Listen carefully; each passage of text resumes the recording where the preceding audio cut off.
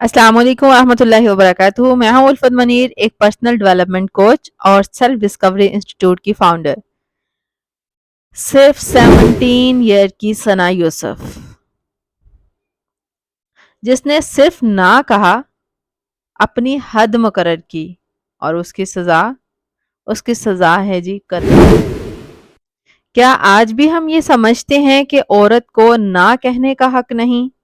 हम बच्चियों को तो सिखाते हैं कि शर्म, हया, पर्दा, इज्जत, लेकिन क्या हम लड़कों को सिखाते हैं कि बर्दाश्त, इनकार को कबूल करना और औरत की हदूद का एहतराम?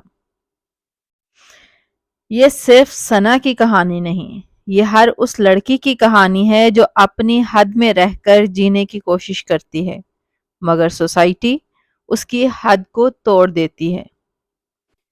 मेरा आप सबसे सवाल है कि क्या सिर्फ अफसोस का इजहार ही काफ़ी है, या हमें अपनी सोच बदलनी होगी, अपनी तरबियत में फ़र्क लाना होगा, हमें बच्चियों के साथ बच्चों की तरबियत पर भी फोकस करना होगा। आइए इस वाक़े को सिर्फ एक ट्रेंड नहीं समझिए, बल्कि इस दर्दनाक वाक़े से हमें समझना होगा कि हमारी बेटियों के साथ साथ हमारे बेटों की तरबियत होना भी कितना लाजमी है। अल्लाह पाक सना को जन्नत के आला दर्जात अता फरमाए, आमीन, और हम सब का खात्मा ईमान पर करे, आमीन सुम्मा आमीन।